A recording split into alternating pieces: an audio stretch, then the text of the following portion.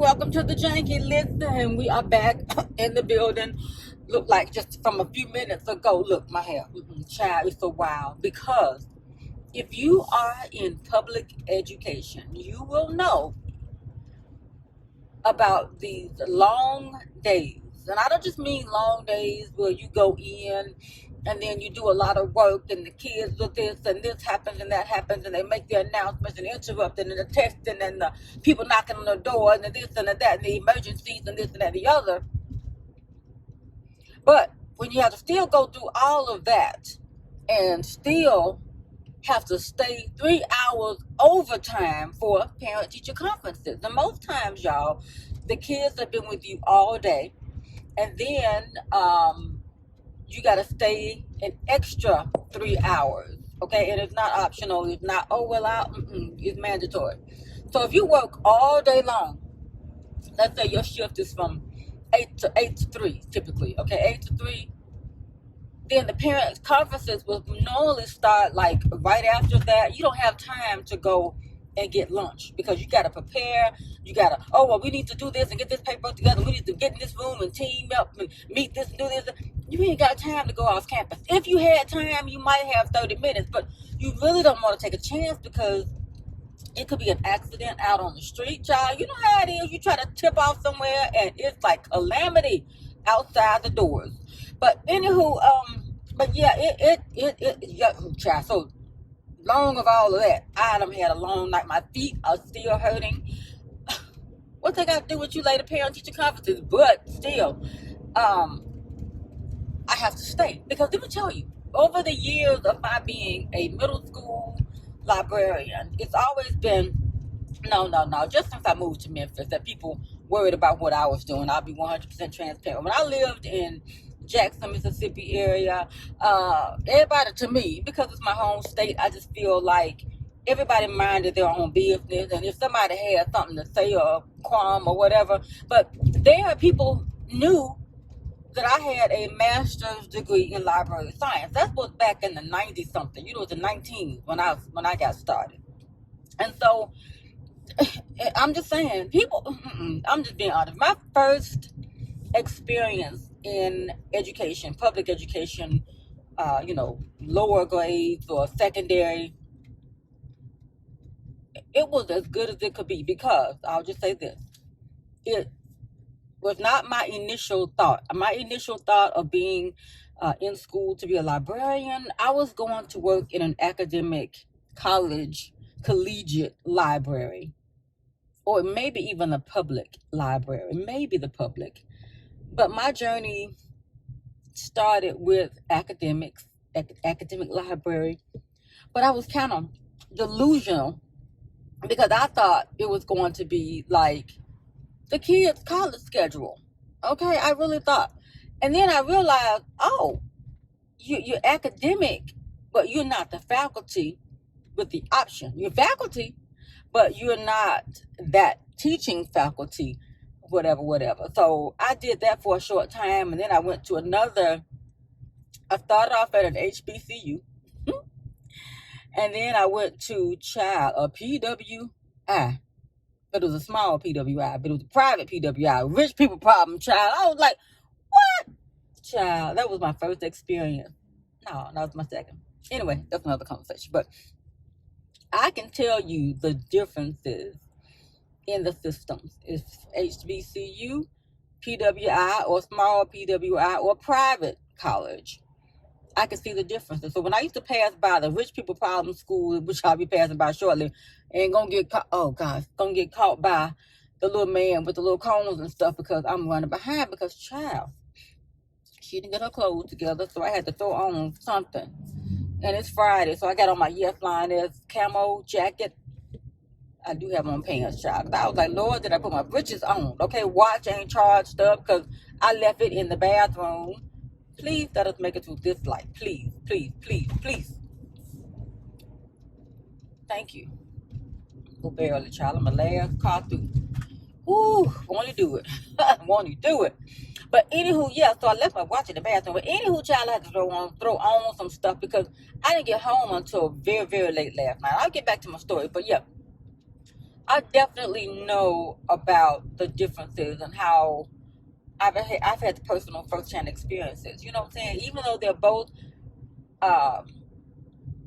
funded by the same state institution or governments or what have you, it's different.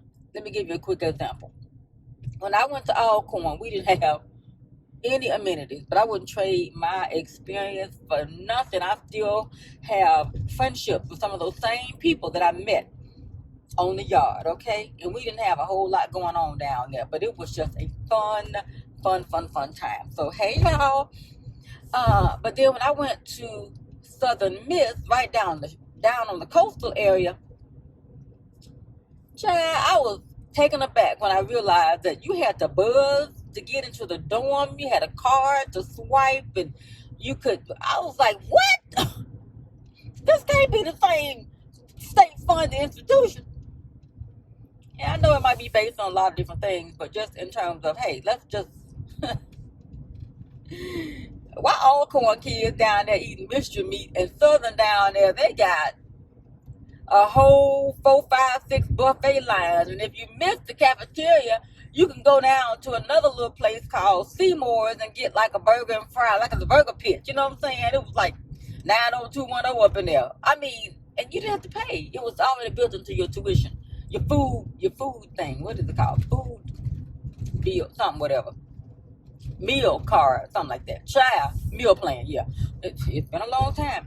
But anywho, that's just that. But child, I was not prepared to be academic librarian because I was like, I've been in school all my life, and I've had summer vacation, I've had winter break, I've had, all the holidays off, spring break. So I finally rumbled and stumbled until I found myself in public education. And so my first foray was a school in Mississippi. I had never been, I didn't even have my certification at that time, meaning I had my master's in library science, but I did not have, the certification to teach because I wasn't teaching. I was not going to be in education. Working with other folks' kids was not my intention. However, it worked out that's where I ended up, and that's where I've been for the past decades, on top of decades. Okay, so I got started, and what I was about to say was I had a wonderful administration. Carl, don't you come over here. You ain't got no signal light on, so you better stay your hind parts over there. So anyway, so I had a wonderful first leadership, and he spoiled us. He spoiled us rotten because, first of all, he was kind. Not that that's spoiled them, but fast forward, baby, that ain't even on the agenda as a top priority in a lot of places. But yeah, he spoiled us, and he was kind. He was a minister, but that had nothing to do with it, but it does. You know what I'm saying?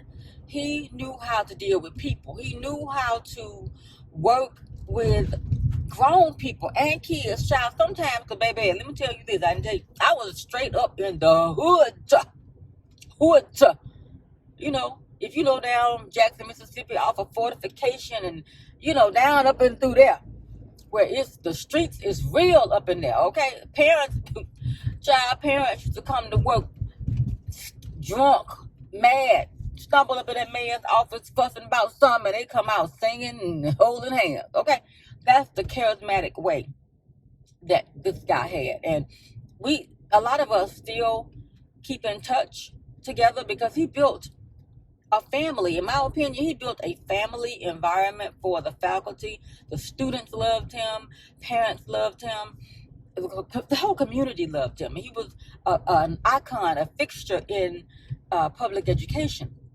And so I know what I'm talking about when I can tell you that I know the differences between a lot of different things. And so I can tell the difference in leaderships.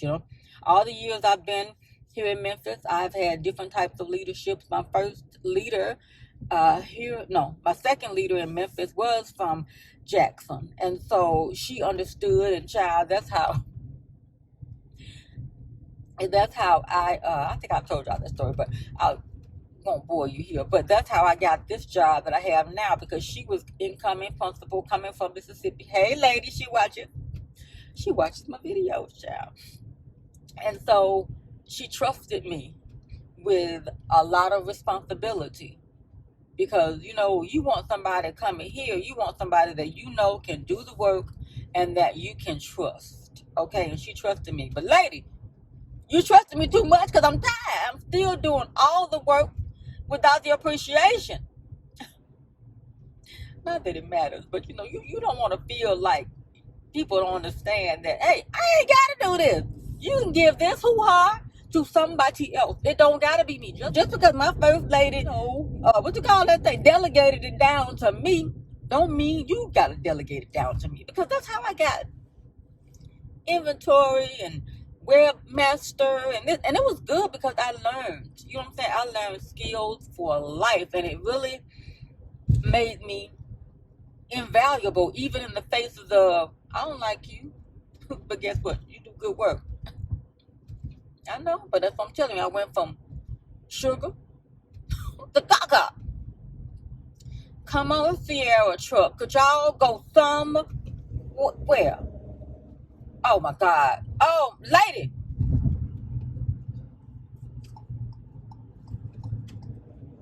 What are you doing on the road? Child. My crash indicator them came on. That's how slow she was going. I'm rolling up behind her. The crash indicator on the car, meaning you rolling faster than the thing in front of you. And you better slow your hind parts down because you're going to crash. We ain't going to talk about these drivers out here today. But they terrible. They terrible, child.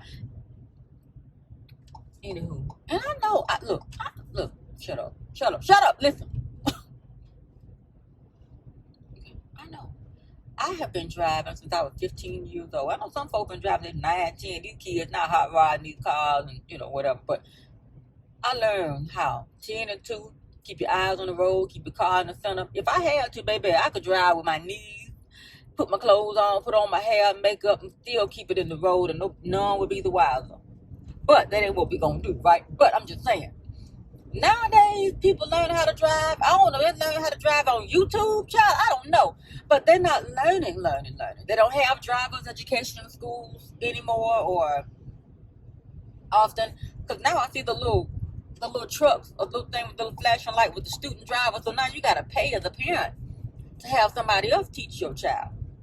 You know, I learned on the back road how to drive and then watching, you know what I'm saying, learning and somebody teaching, well, don't do this and watch this and come to a complete stop. You know, all of those auditory things that I've learned.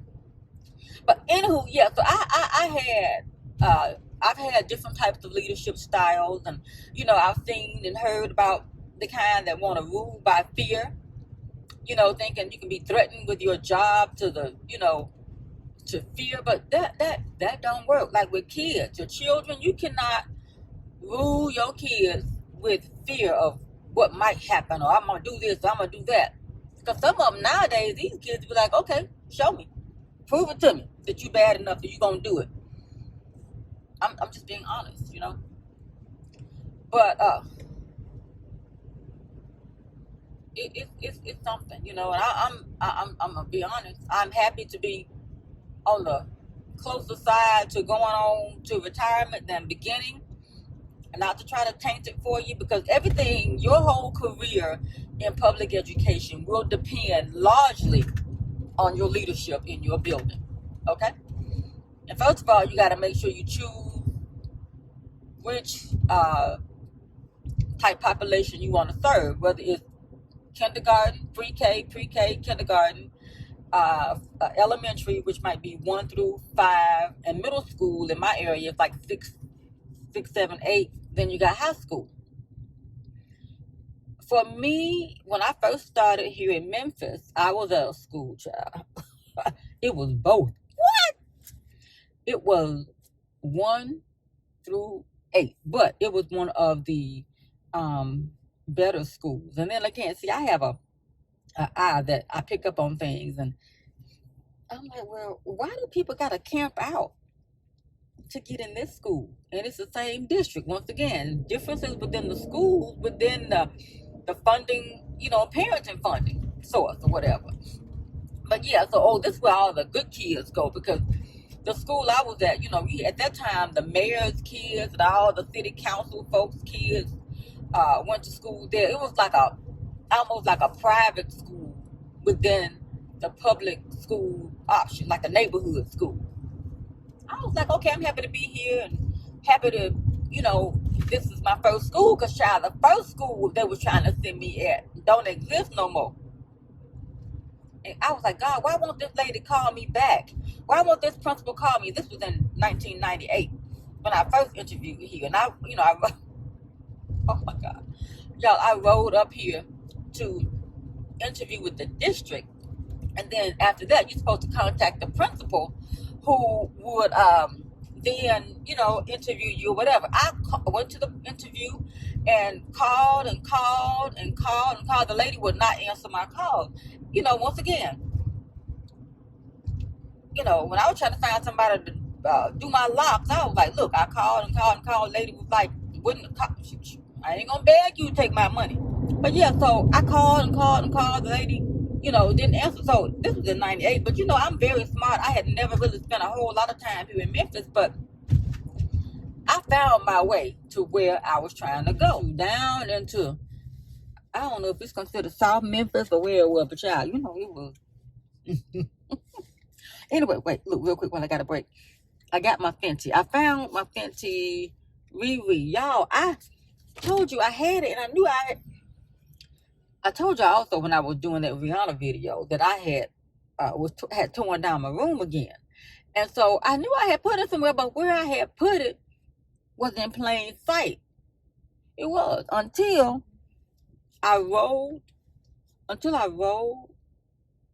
Child, I'm trying to make sure I got my purse, my bag, and all that stuff, because I didn't take my backpack in the house last night, because I'm like, I'm gonna be a few minutes, I'm gonna be getting back in the car. But I had put it somewhere in plain sight, but I had rolled that little filing cabinet into the closet for a moment while I was rearranging something else, and it was on the corner. What was in plain sight now is behind something in the closet. And so I was getting this jacket out the closet and saw it. I was like, at first I saw the samples, because I couldn't find the samples. I'm like, what the samples that came with the thing? Anywho, so I got I'm gonna put this on, but not right now. So anywho, I at that time, I've told you about my friend who has passed away, child. He rolled up here with me, okay? We rolled up here. Y'all, I'm laughing because I just got transported back to 1998. Riding in the car with my friend. Crazy. Okay. And so we rolling up here, child. I'm looking. I went from, Memphis, nice streets and buildings and stuff, and looking, and child, we kept rolling. Started getting raggedy. The building started being looking abandoned and beat up. I'm like, what we going? I'm still, now this is before Siri and Google Maps and all this. I'm just going by intuition. I stopped at a gas station. I stopped at a BP, and they was like, I'm like, where's blah, blah, blah, blah, blah. They was like, oh, go ahead on down that way and go this way and go this way.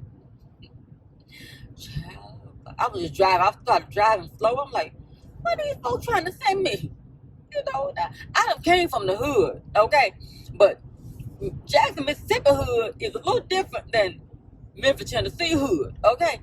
So I was like, oh, where we going here? What's that? Child, I kept rolling. And my friend, he's crazy. He looking out the window. He on the passenger side looking. And he got on casual clothes, got on fraternity stuff. I got on, interview stuff. So I'm rolling, looking. He's like, there. They trying to put you in the hood. Look at them buildings. Look at them windows knocked out.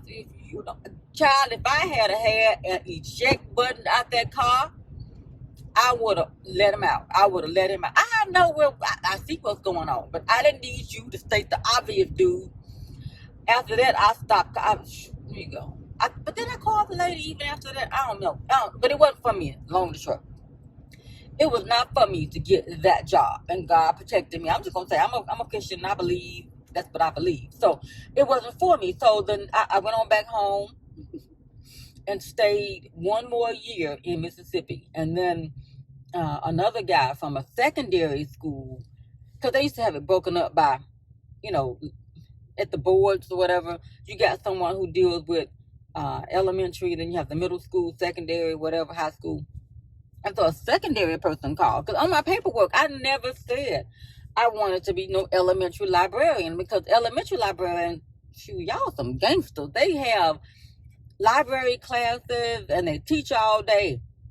I was never a classroom teacher, so that was never my thing. And so I wanted at least to be in education, if I had to be, middle or high, where the kids were flexible. They could come to the library and whatever. Anyway, so I was like, I never said I wanted to be elementary, but that's what they try to fill first, because don't nobody would, anybody who knows don't want to do that. If you had a choice, and if you knew better, you say, okay, now let me do secondary. But some folks love the little ones. I did not. But anyway, getting back to the long and short, I was 1 through 8. Child, it was Monday through Wednesday. I had the little kids, and it was my first time with them little ones. Oh, child, if I the wreck. Oh, child. Oh, these people are, oh, child. Child, one hand on the wheel. I know how to, anyway. How you have that intuition to where you know something about to happen. Even the truck that was on my bumper back there, them fell back, because you see, I ain't making no eye contact with y'all because I'm just looking ahead. But anywho, oh child, I'm hot though, but I'm not that I'm hot. Don't you come over here, little Honda. Stay your hind parts over there, because you, child. Anyway, what was I saying? Oh, so if you know, you know. And so some people like the little ones. I did my first experience was with the little ones in the Monday through Wednesday, and Thursday and Friday was the days to deal with the secondary. I'm like, this don't make no sense. Y'all need 2 librarians. And school districts will use you if you let them. And that was back then. And now, child, they'll abuse you. Look at this fool.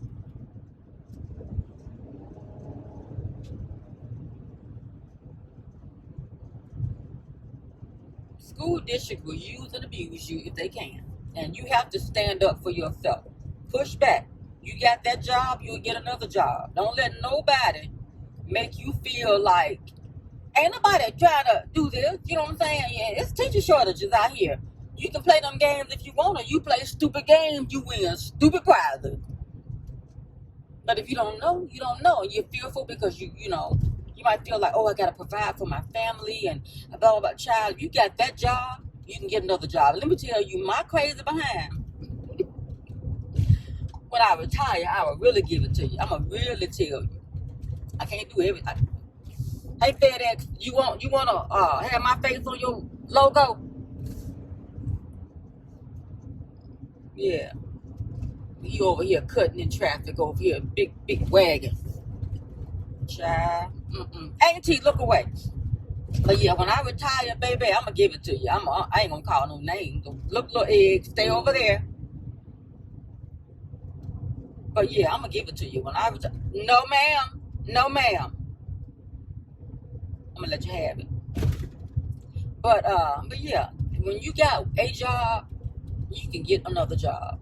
I have worked consistently my entire life since I was, I started off being like 15, maybe summer program in the summer, working in the public library, and then blah blah blah blah blah. But I've always had a job. I've never had my name on a contract for like fast food restaurants, that type of service industry. I wanted to, but my mama wouldn't let me. Nope. So I never. When my friends were working at McDonald's and all that, my mama was like, no. The times I did get a chance to work in a restaurant, it was in between. It was a recession going on, and I had graduated from Alcorn. I couldn't get a job because we were in a recession, and so that's when jobs really were not available. Okay, now then it was different, but a friend of mine got me a job as a job trainer, and so I worked with the developmentally, I would say, challenged at that time. Maybe a different title now, but that was what it was called back then. And they would get jobs in like service industry. Like I had one girl at Applebee's. I had somebody at McDonald's. I've had Red Lobster. They would work in the kitchen area. And so my job was to go and learn the job and then train the person to do the job. And then I could leave, but I was just mother hen. I never wanted to leave them alone in that place. And if something happened, I didn't want to be off. And some people, they dropped their people off and they was gone. But that was just never and has never been my thing. I've always wanted to be responsible. Sometimes I want to be just wild and out, just my person. Okay, yeah, but in terms of being responsible for somebody else, I'm gonna be responsible. But for me, some days it'd be like, my, go on with that. Go on. Come on, y'all, let's make it through this light. Is it snowing? But yeah, I kept up with my people. And so I had myself back there on fries at McDonald's. Child, I thought that was so fun. They had two workers back there, me and her. Good job. But anyway, after that, I've always had consistent work. Never been unemployed. Always had a decent salary. You know what I'm saying? But I don't know what else I was telling you, but the long or the short is, if you're in public education, your leadership will determine your experience. And last night was a long day. And so that's why I was pushing it this morning, because first of all, I came in, took a shower, washed my hair again, because not only did we do the parent-teacher conferences that had absolutely nothing to do with me, but I have a book grant, and so we got these books that we give away to the kids, and so I've been trying to give them away, but you're supposed to do it during like a parent event or whatever, and one thing to the other, whatever, the meetings have kept getting canceled. So I was like, hey, principal man, can I set up tonight for a book giveaway? Of course. Sure, yes, child. Most times, if you know, sometimes parent-teacher conferences, you don't see the kids' parents that you need to see, and they'll trickle in. Baby, it was up until before the meeting even started, because you had dismissal, and then you had the parents coming. Child, the parents who was picking up for dismissal, they wanted to have their conferences right then, even though it wasn't supposed to be at that time. They wanted to confer then without having to come back, which I understand that, but give us a break. We've been working all day long, whatever. So, but yeah. So they want to confer, but baby, long or the short, them folks was up in there, and all them books I had set out, I had ordered good books. These are take-home books for the students. So, how about, I'm going to say it, my principal. Oh, now I told y'all this is my first time with him. Okay. These are some good books. I told him, man, I'm a real librarian. I did, because, child, this thing right here is going to say it. It's going to say it.